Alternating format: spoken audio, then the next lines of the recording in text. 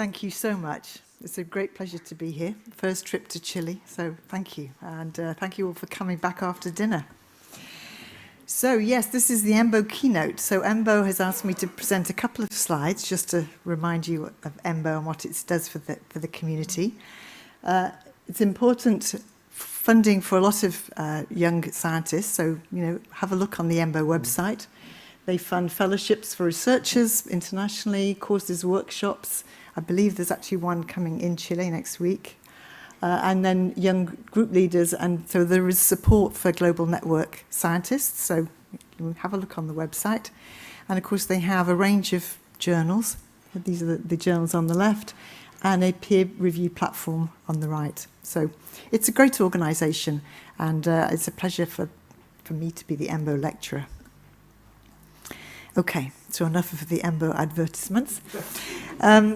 So thank you, Alejandro. I'm going to talk about the environment. It's a big deal for all of us at this point in time. You don't have to go very far to find concerns in the press about what the environment is doing to us and the exposure to us and to possibly our children through various things we do to ourselves. So that's something that we have to worry about. We're thinking about a lot. It's not only true for us and mammals, it's also true for plants. Plants use a lot of environmental signals to judge what to do. As our climate changes, they are going to have problems. And certainly for all of crop production, it is a big problem at the moment. So, that whole relationship of what the environment is doing to that genotype-phenotype relationship is a big question for us all. Now, the general strategy that people use when they want to study environmental responses is to sort of partition off one of those sensors, whatever that signal might be, and then assume there's some kind of transduction cascade, change gene expression, which is then fixed by some kind of epigenetic memory potentially.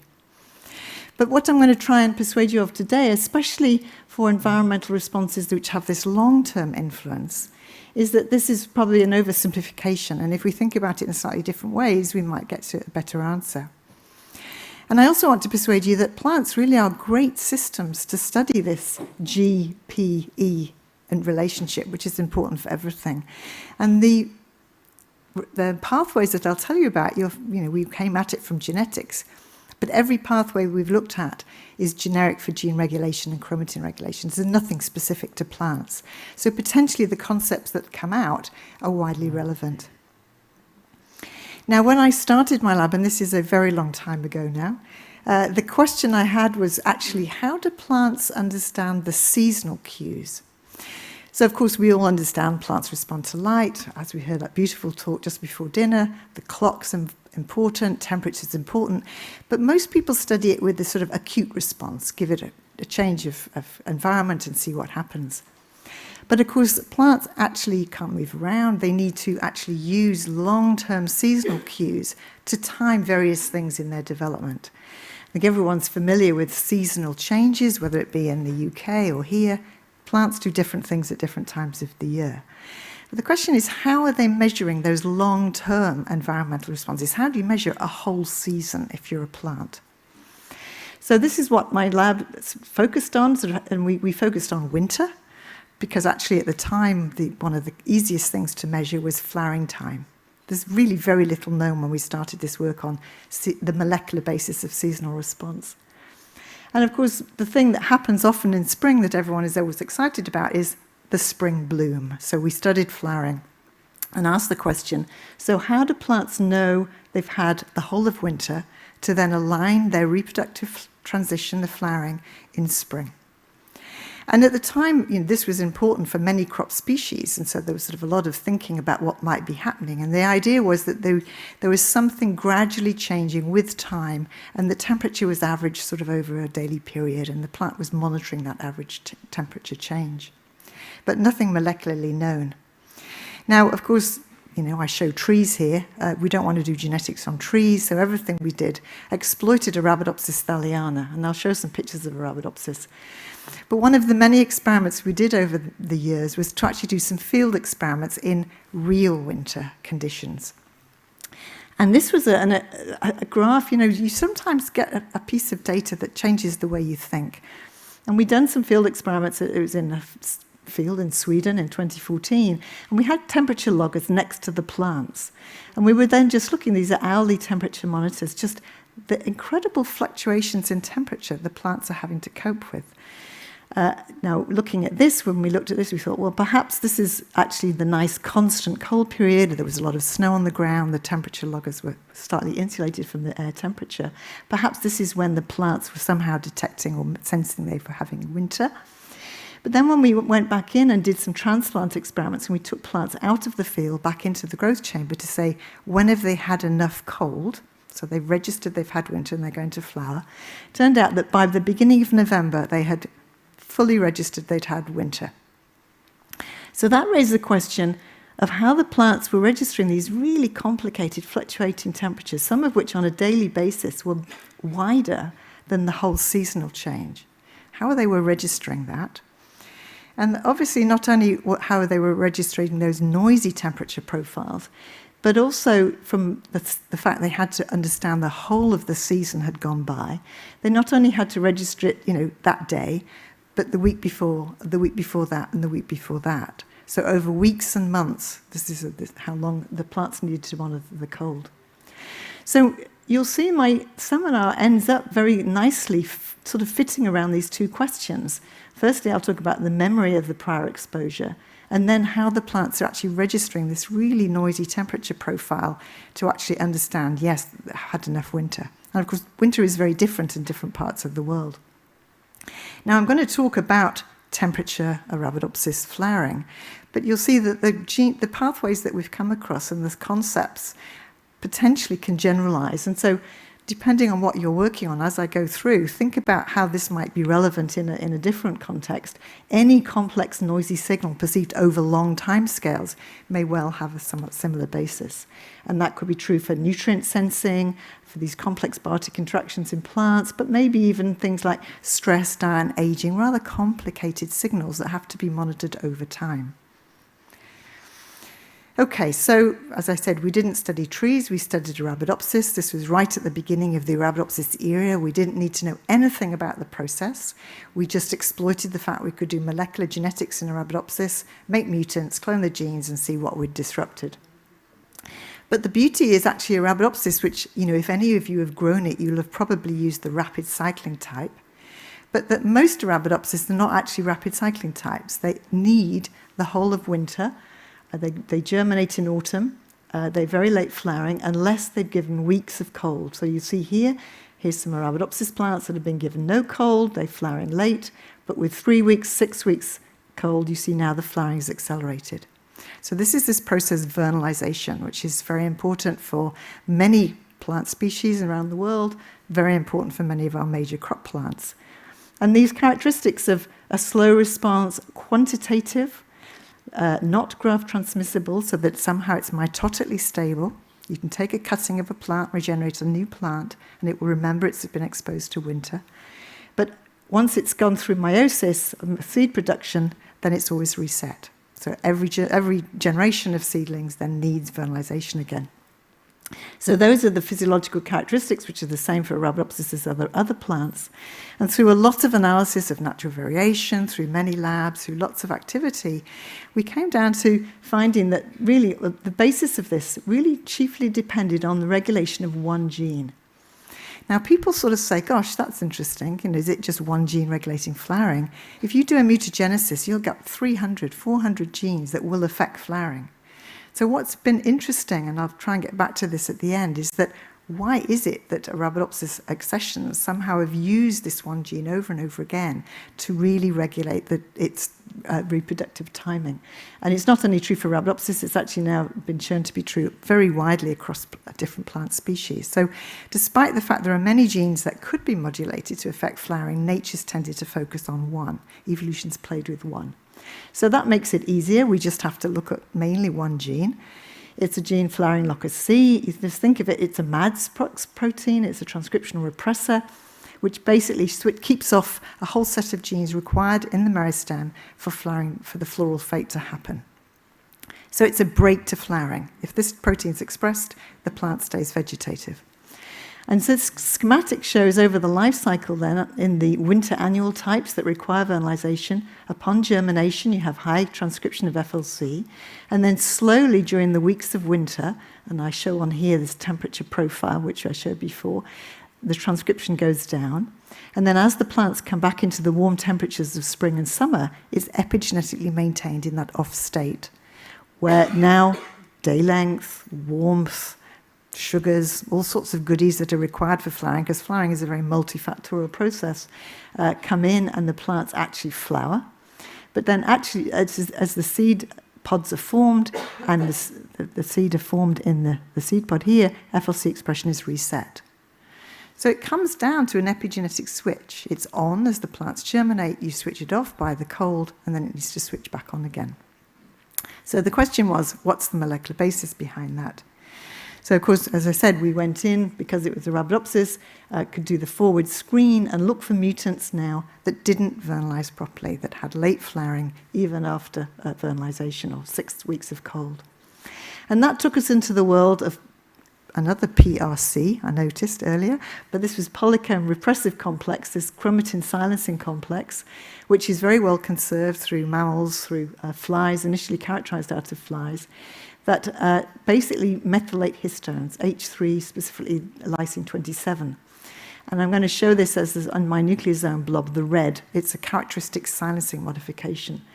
It's involved in long-term silencing in the flies, in humans, in mammals, and it's conserved. And on the histone tail, the modification is either K27 or at the adjacent 36 residue, it's methylated K36. Those are mutually exclusive. And I'll show that as a green. So the other things that came out of our genetic screen, which weren't obviously homologous in the mammal situation, were two proteins that the names are terrible in our field, so I try and avoid them, but VIN3 and VERN5, they are VERN-requiring proteins. They have this structure which actually looks a lot like some of the PRC2 accessory proteins in mammals, in that they have chromatin-binding domains, protein-protein interaction domains, and then this little domain which I'll get to at the end called a Vel domain. So one of these was cold-induced and the other was constitutively expressed. So that's what came out of our genetics. We've studied this for a long time, so let me just give you a bit of an overview and then we'll zoom in on the cold. So, as I said, as these winter annual types germinate, FLC transcription is very high. You get all of these positive modifications, K36, K4 methylation of the histone 3. As the plants begin to feel the cold, now the transcription goes down. Then what happens is we get nucleation of this PRC2 silencing. And I'll tell you a lot about that in the seminar. That happens on a much longer time scale than the transcriptional shutdown, chiefly because one of these accessory proteins, the cold-induced one, takes a long time to be fully induced, about 4 weeks. It then, this is the color coding here, associates with this constitutively expressed homologous protein, and that binds to PRC2.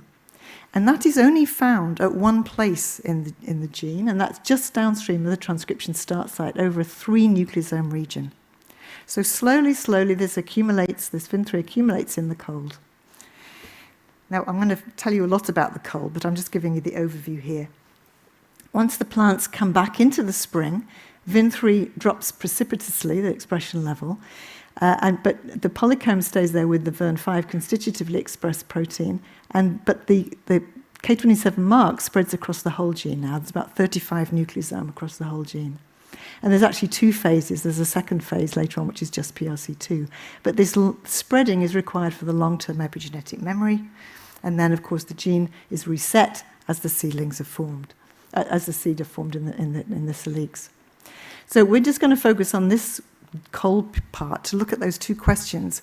You know, how is the plant responding to the noisy temperature, and how is that prior exposure remembered? So let's just look at a little bit of data. This is now chromatin IP looking at the K27 modification over the gene.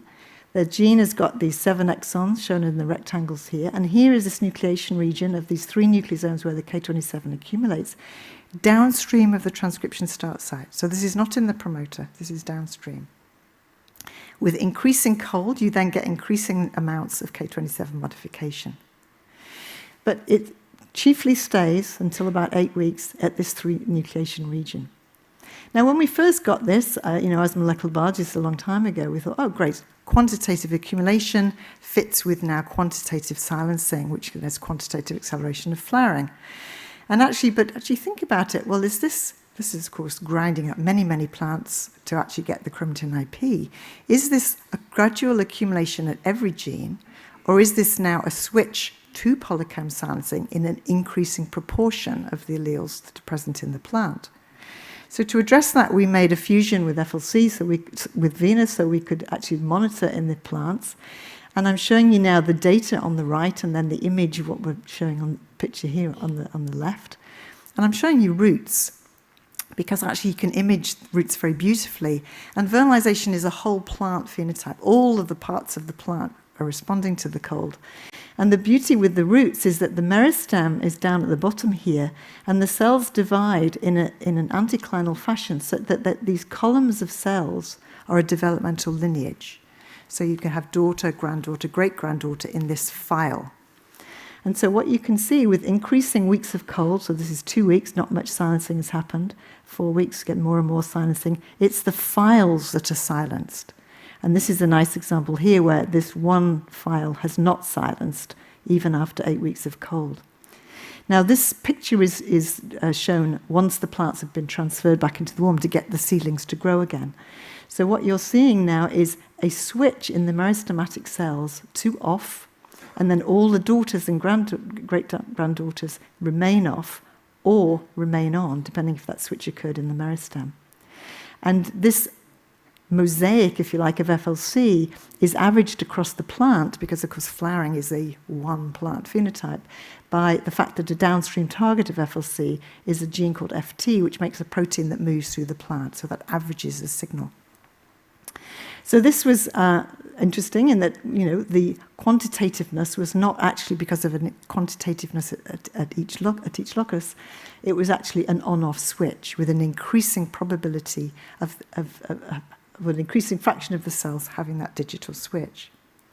And it was not only an on-off switch in each nucleus. When we then went and asked what was happening at perhaps the 2 copies, the 2 alleles in the same nucleus, and we did that by making a Venus cherry fusion, doing exactly the same experiment and then asking in the different files, are they switching at the same time? They're switching independently.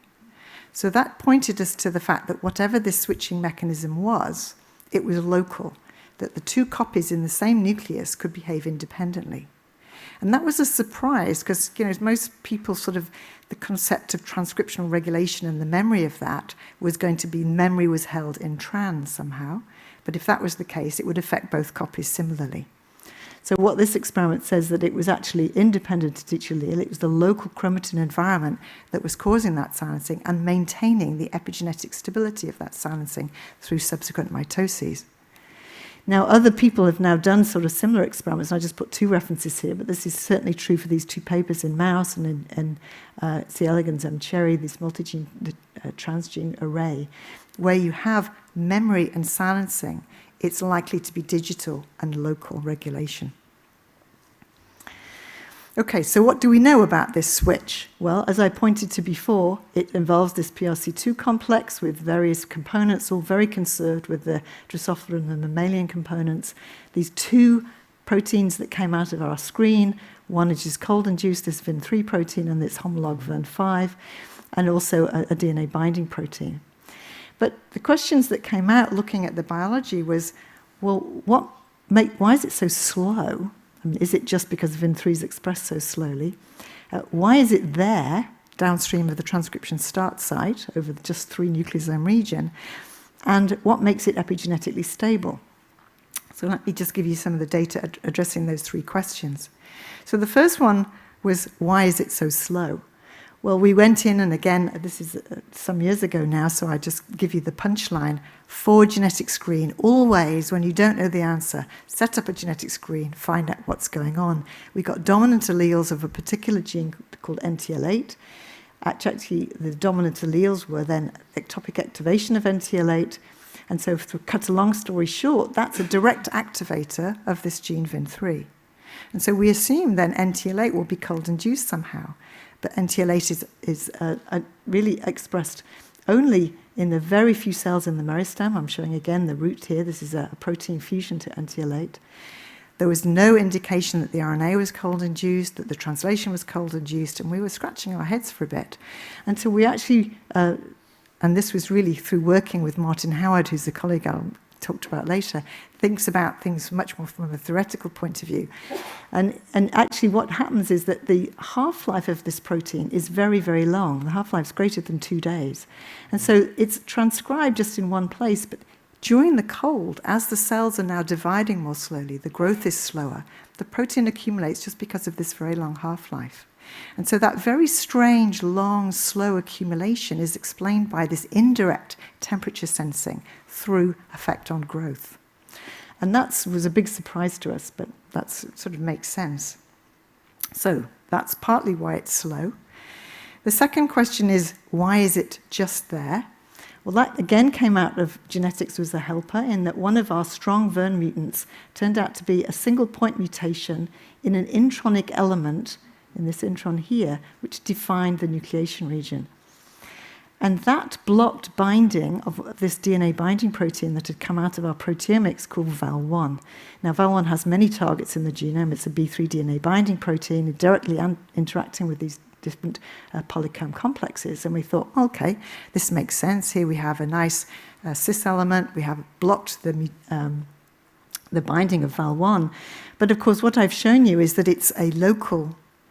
It's working in cis. It's not a trans factor, so it's not recruiting the polycomb complex to both alleles Val1. It's actually required in cis, but it's not working to target the locus.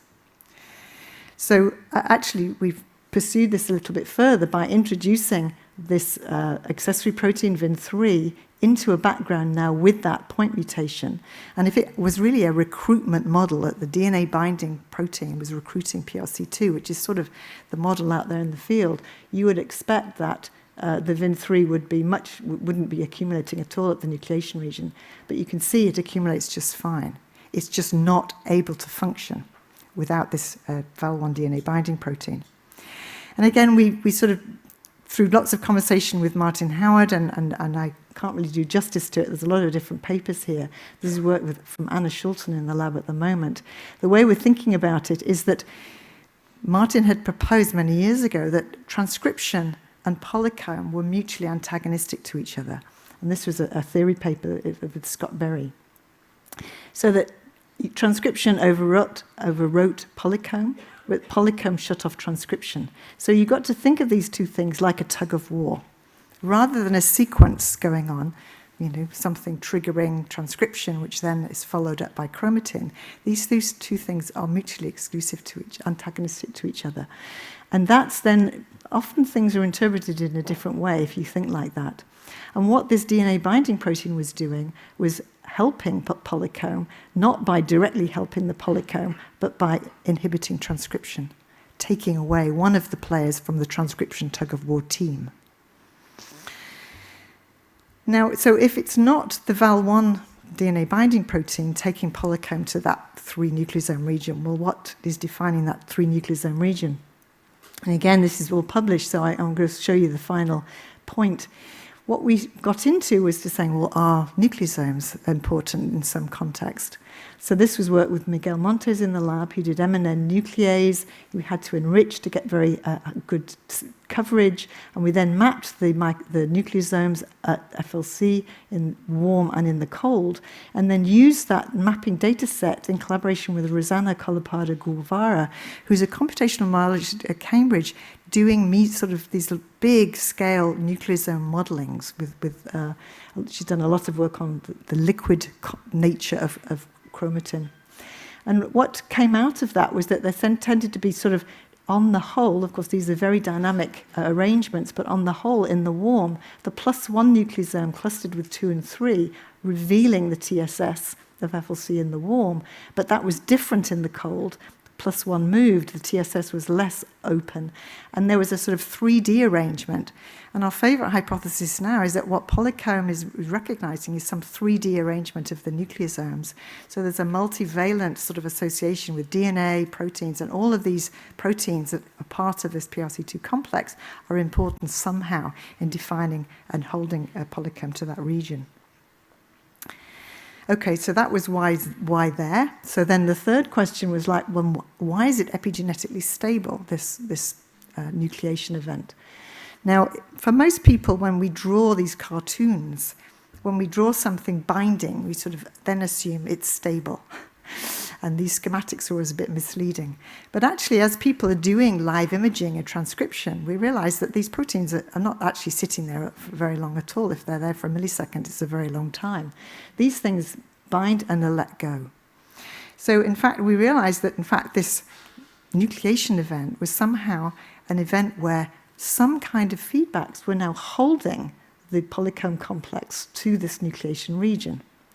Now, sorry, this is jigging up and down, it'll probably drive you mad, but the obvious thing was that here is the K27 has been delivered, and of course there's a well-known read-write mechanism where polycomb will bind the modification it's delivered. But in fact, again, going back, and this is work with Martin with Cecilia Löfquist, when we actually looked at that, 3 nucleosomes was not really going to be strong enough for a read-write mechanism to give robust epigenetic inheritance for the many, many, probably hundreds of cell divisions. This thing has to be epigenetically maintained until now the switch after the plants have flowered. So the question was, what else was going on here to help maintain this at this site? And remember, this is the switch. So it's a low probability switching event, and it needs to be low probability because the plants have got to know they've had the whole of winter and not get confused by a sort of nasty week in November in the UK or whatever. So what's going on here? Because this, whatever retains this here, is the basis of the epigenetic on-off switch. So we went back and looked at these accessory proteins again, and this is where this little C-terminal region came into play. And this is why I think it's always good to go to meetings where you've really got a very diverse audience, because I'd gone to Cambridge and given a seminar there, and Marianne Bient's in the audience, who we heard a little bit about dishevelled and Wnt this morning. She works on dishevelled protein and on a head-to-tail polymer, a head-to-tail module called DIX in the dishevelled protein, very important for the Wnt pathway. And after I gave my seminar, she said, I'm really interested in this little C-terminal bit you've got, which I said was important for the interaction of these 2 accessory proteins together, but we hadn't really got much other data. So this was work done in her lab by Mark Fiedler. And what she recognized was that this domain was little 4 helical bundle, which actually formed a head-to-tail protein module with the 4 helical bundles forming, and I think of it best as a Lego block with 2 parts, one as a head and one as a tail, that fit together. And so I've drawn it like that. And the nice thing with this is that you have a very defined interface, which I'll show you in a minute is important. But when we looked at the fold of this was a novel head-to-tail fold, but actually when we went and looked, you could see the fold in all the kingdoms. It wasn't conserved at the level of the amino acids, but the fold is conserved. And really, it's only the 3rd head-to-tail polymerization domain that's been characterized so far, the others being this DIX in dishevelled and the sterile alpha motif, which is a very widespread one in actually many different organisms. But these are so difficult to work with these because as soon as you make them recombinantly, they drop out of solution because they form these huge, great big polymers. So I think this is going to be an interesting sort of, as part of the biomolecular condensate world, these protein-protein little head-to-tail modules are going to be important. But as I said, because we knew the interface, we could make a single amino acid mutation on the head and the tail. We could put those proteins back into the plant so that didn't affect the protein stability. But what you can see is that the plants could no longer respond to cold and were very, very late flowering relative to their controls. So this polymerization was absolutely essential to hold the epigenetic memory. So what do we know? Now, we call these proteins vernalization-like proteins, but I quite like this name now, Velcro, because we sort of see what they're doing is kind of creating a molecular Velcro. So if you make them in vitro, they make these huge, great big fibers. If you put them transiently, you can see these puncta form, these dynamic puncta, which are dependent on the polymerization the interface mutant disrupts that. And the recent work is some work we've done with Mark Leake's lab in York, Alex Payne-Dwyer specifically, use now plants, stable transgenic plants, expressing these proteins under their own promoters, so endogenous expression, and using this slim VAR microscopy, which is a particular optical microscopy where he can do rapid photopleaching to then quantify the stoichiometry. Because the question is, how big do these get in vivo at FLC? Now, the data has just come out, it's in this paper here.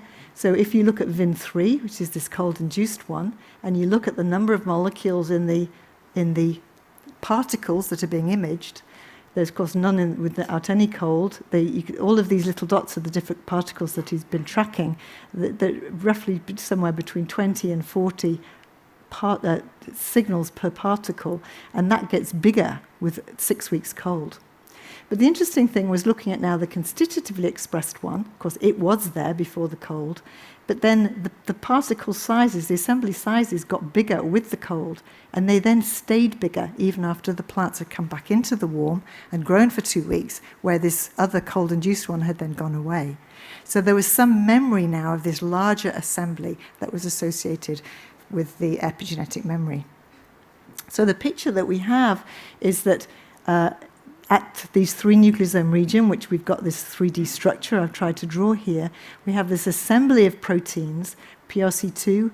I haven't shown you all the data, but VERN5 is very tightly associated with PRC2, and assembling via this polymerization of VIN3 through this little VEL domain, creating sort of an ensemble which actually, as these things come off, because they bind and come off, then stick again to something, because it's like Velcro, you can't quite get off because you stick to the one next door. There's a high enough local concentration that provides this avidity, functional avidity, that maintains the local concentration at that site.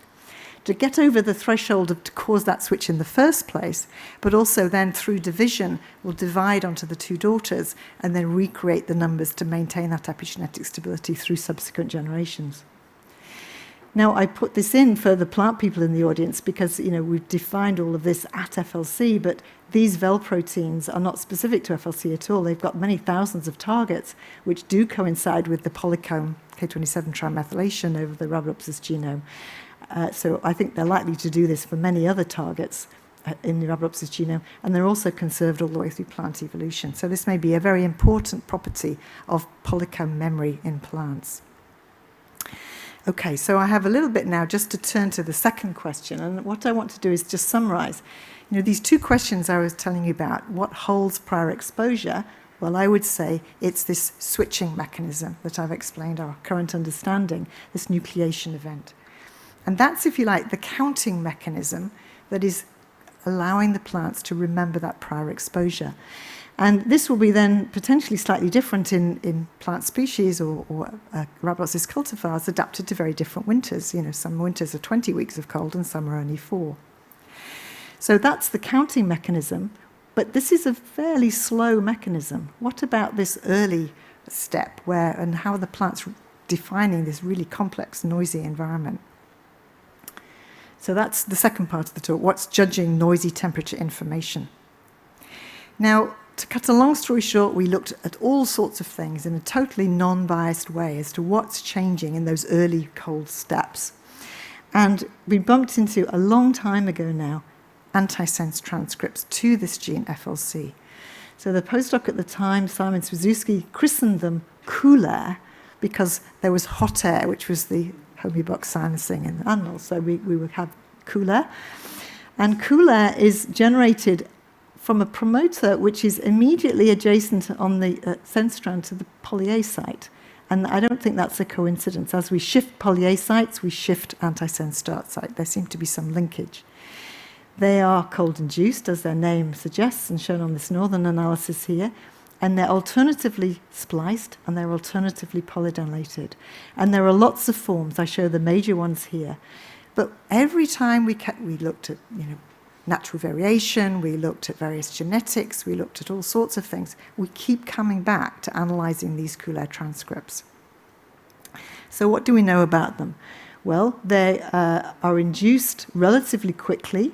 This is now doing an SM fish analysis where we're looking at the nascent FLC transcript or the nascent antisense.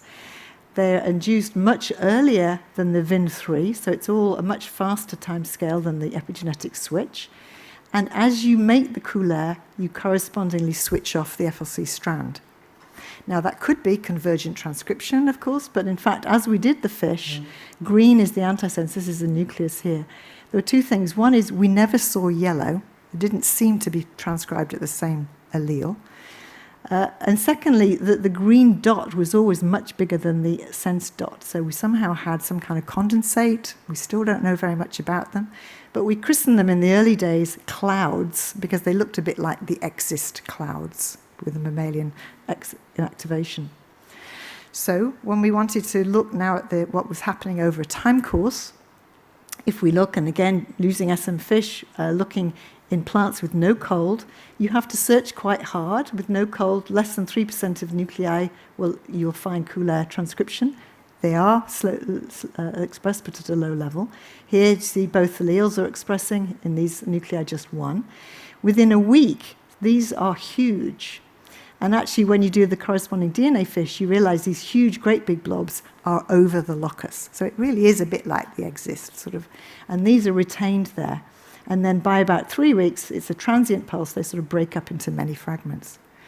So it seemed to be important. And we then spent a lot of time since 2007, when we discovered them, trying to understand what they were doing. Complicated story, I would say. There's a lot of literature. And my summary today is, well, they work through multiple mechanisms affecting co-transcriptional and chromatin dynamics that function in parallel with each other. And I just show 3 of those here. There's a role for this proximal form, and I've drawn this fancy thing here because they're associated in very dynamic liquid-like condensates. There's a role for this form with an exon contained here, and I'm going to show you a different kind of condensate, much more jelly-like. And there's also a role for this form here, which actually forms a very strong RNA structure that we published a couple of years ago. We're still working our way through analysis. But I'm sure we've got the tip of the iceberg here. So anyway, very complex. But we were reassured that they were important when we did, again, an experiment, not attending at all to get back into the antisense. We were doing an experiment to say, how do Arabidopsis respond to different winters? And we were fortunate enough to have collaborators right in the north of Sweden, at a university there, in the south of Sweden, and then we cannibalized a greenhouse in Norwich so we could do a kind of field-like experiment with natural temperature fluctuations. And then we sowed a whole set of genotypes at the right time and then harvested every week. And you can see this poor master student who lived in southern Sweden had a hard job digging out the snow, getting all the harvesting for us. But they sent us the samples back, and then we could do the molecular analysis to say, what does FLC silencing look like after a real winter? It behaved itself as normally, but the thing that really struck out was when we looked at the antisense transcription. Suddenly one day someone came in and said, gosh, look what's going on here at day 50, whatever this, 55 or so. There's this huge peak of couleer transcription in a whole set of different genotypes we were looking at.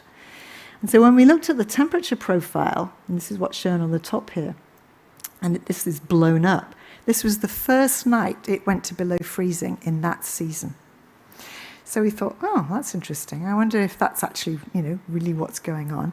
So we then managed to get some chambers in Norwich where we could deliver temperature over a 24-hour period, either as a constant 5 degrees, a fluctuating mildly, but over 24 hours it's a 5-degree mean, or fluctuating strongly, where you now went below 0. So every day they got constant or fluctuating for 2 weeks, and then we could look at what happened to the antisense with no other things changing. In the field it was a bit harder to know, it was just freezing. And yes, indeed, the couleer transcription peaked only when the plants had seen freezing, and the FLC was correspondingly low. So somehow the plants were detecting these freezing nights and doing something to this thing, which I forgot to mention earlier. The antisense invades the DNA and forms an R loop here. And the resolution of that R loop forms this proximal couleer form. And somehow freezing was really enhancing what was going on there. Now, so how on earth is what's happening? Well, now we're in current day stage, so it'll become a lot less clear, okay? So current data says, well, what's happening at the antisense level upon freezing? And so this is now nanopore data of chromatin-bound and very much enriched FLC transcripts, Coulombs transcripts. You see, upon freezing, you get these terminations at each step here along the locus. So each of this is poly A, the red. So we've sort of got enhanced processivity in that it gets past this poly A site, but then you get terminations all the way through. And so from other work we've done, somehow transcription termination is linked to now changed chromatin. So the model that we've got is that these terminations are generating changed chromatin, and that is only worked through the Coulombs transcription, but that, by changing the chromatin, affects FLC silencing, and it's affecting just the transcription initiation in the cold. Now that takes sort of 1 or 2 weeks. So is that all that's going on? Well, no. As I said, I was going to tell you about this other form. This is a quite different mechanism and much faster. This takes us back into the activation of FLC. This requires a protein called frigida, which is just really a rather strange coil-coil protein, which but interacts with all the friends of POL2, mediator, PAF, etc. And it's required to drive these high levels of transcription and deliver the K36 trimethylation. But if you give the plants cold, the frigida now is sequestered into condensates which are not at the locus. And this happens really quite fast. So if you put the plants, and these are plants sitting on the microscope being cooled down, and you see these condensates form within about 6 hours, correspondingly FLC goes down.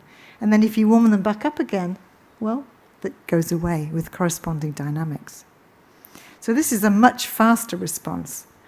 So the message I want to leave you with is the plants now are having quite different mechanisms and monitoring different aspects of that temperature profile.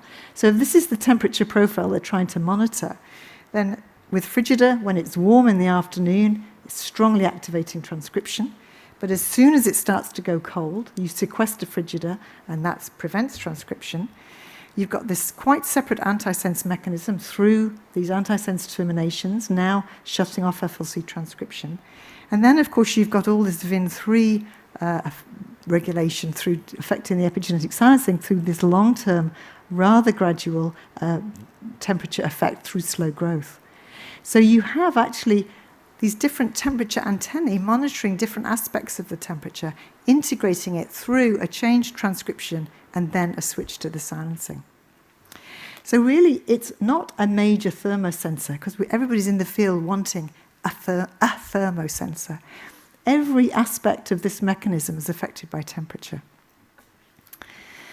Okay, so let me wrap up in my last final slide here. I start off by trying to understand exposure, but not only exposure, but exposure over these long timescales of seasons.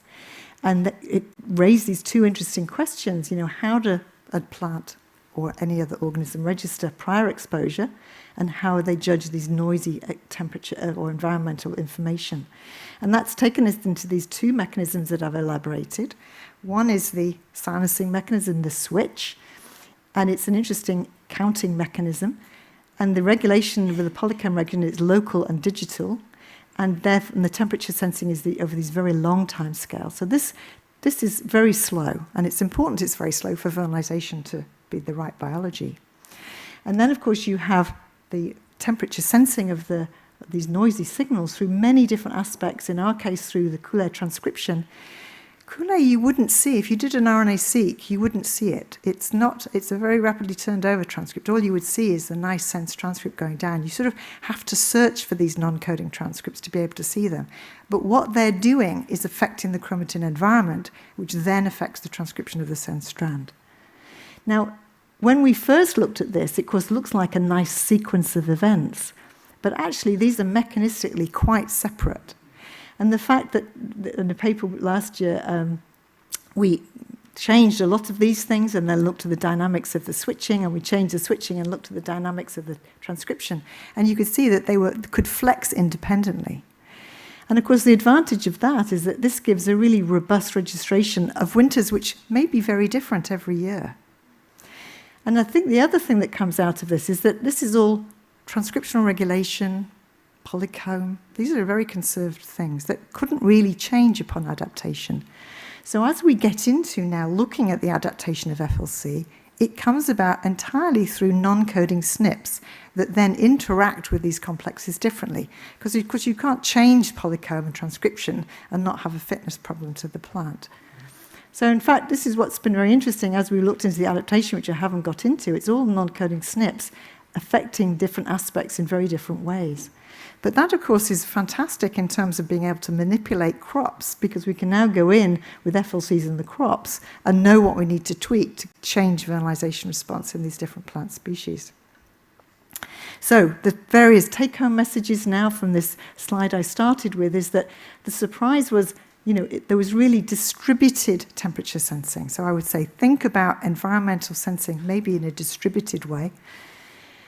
Many aspects were being monitored. We have this non-coding transcription repression, which is important to have the epigenetic switch. Remember, transcription overwrites the polycomb, but they are mechanistically independent of each other and can flex differently in different temperature climates. And that epigenetic switching, which is this polycomb switch, local and digital, is what's this counting mechanism registering prior exposure. So this is just to say thank you to a whole set of people. This is a bit of an old photo. There's lots of people from Cambridge on here. Mark Fiedler I showed you. The people in the lab are in red. Miguel Montes did the work on the nucleosomes, and Anna's the person doing all the work on chromatin and the polymerization. Govind is a theoretician who works with Martin Howard. Martin and I have collaborated for probably about 20 years now, and it's been the most fantastic way of thinking about these complexity and putting theoretical modelling in with the molecular modelling. It's really helped us dissect a lot of the mechanism. I'm currently working extensively with Iliang Ding on that nanopore sequencing I was showing you. Alex and Mark at York doing the slim-var microscopy. Rosanna is the modeller in Cambridge doing the nucleosome dynamics. And Marianne and Laurie with the team I work with now, well, Marianne initially and now with Laurie Passmore at LIB. And of course, she loves polydilation and termination, so she's fascinated about the effect on the Coullard transcript. And funders, and thank you very much, Alejandro, thank you.